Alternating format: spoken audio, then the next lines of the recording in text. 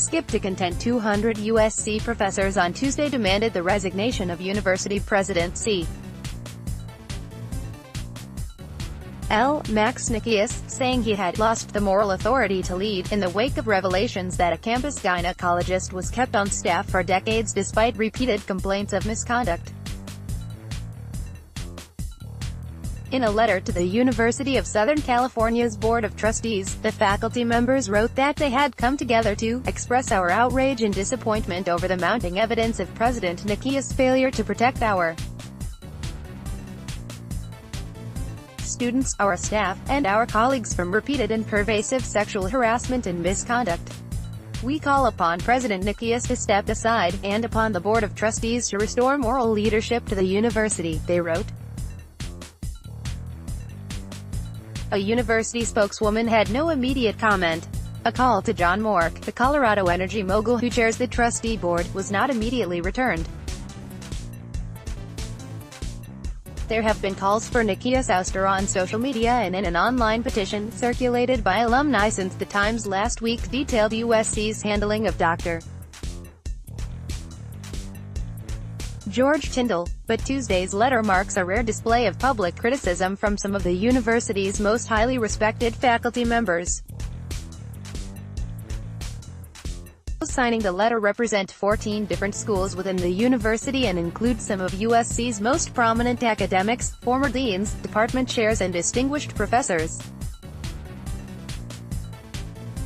Ariella Gross, a nationally known expert in race and slavery who holds the title of John B. and Alice R. Sharp Professor of Law and History, helped draft the letter and described it in an interview as a "there's no turning back" regime change letter. She and several law school colleagues began circulating it to tenured professors Sunday and had little trouble getting signatures, she said. There's a deep well of frustration across the university that the university has lost its way. It is harming our students and it is harming our reputation, said Gross, who has taught at USC for 22 years. The effect the letter will have on trustees is not clear. The 59 voting members of the board are an elite group that includes billionaire tycoons, Hollywood power players and philanthropists.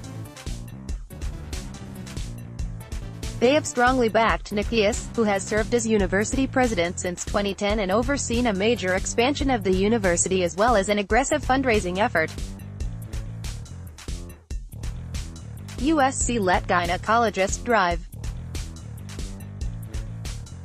George Tyndall continue treating students despite years of misconduct allegations. Handout, TNS, none of the trustees have publicly commented on how Tyndall's case was handled. In letters to the public community, Nikias has apologized to women hurt by Tyndall, the only full-time gynecologist at the student health clinic from 1989 until 2016.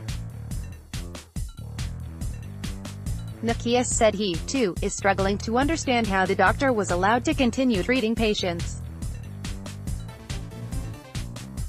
Tyndall was the subject of numerous complaints from students and staff beginning in the 1990s, according to former patients and clinic staffers interviewed by The Times. He was removed from the clinic only after a frustrated nurse reported him to the Rape Crisis Center in 2016. An internal university investigation last year concluded that his pelvic exams were outside the scope of current medical practice and amounted to sexual harassment of students. Campus administrators told The Times they believe the physician had for years been making sexual comments and touching patients inappropriately during the exams.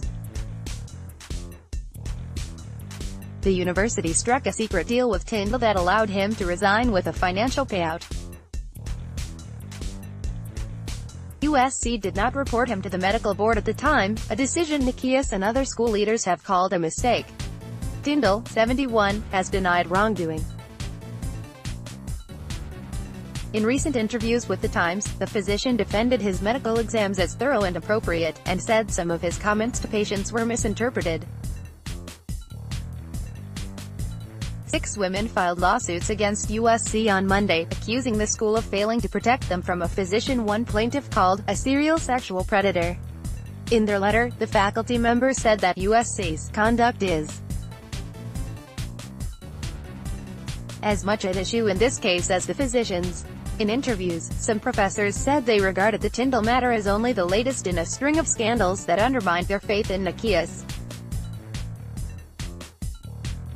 The Times reported last year that Carmen Puliafito, a prolific fundraiser Nikias helped select as dean of the medical school, used methamphetamine and other drugs while overseeing the school and treating patients. His successor, Rohit Verma, was forced out after the newspaper discovered USC had settled a sexual harassment claim against him by a female researcher. The university struck a secret deal with Tyndall that allowed him to resign with a financial payout.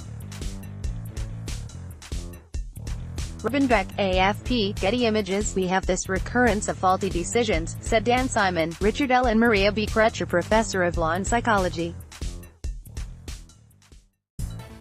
It must be a function of the institutional culture, the institutional norms of reporting, of openness, of admitting error. K.C. a professor at the Annenberg School of Journalism, said, "There is a sense of corruption that plagues USC that is just unbearable." Nicholas Warner, a professor of physics, astronomy and mathematics, said he thought long and hard but decided to sign the letter.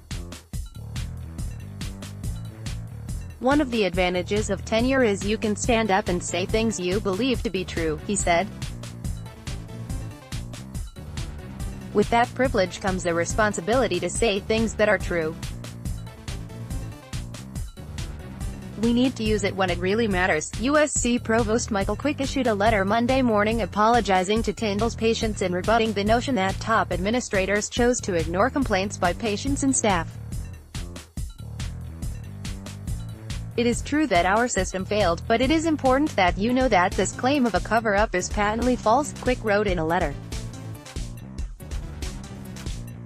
"We would never knowingly put students in harm's way." Quick added that settlements never sound appropriate, but given USC's size and complexity, it is often the most expedient way to remove someone from the university.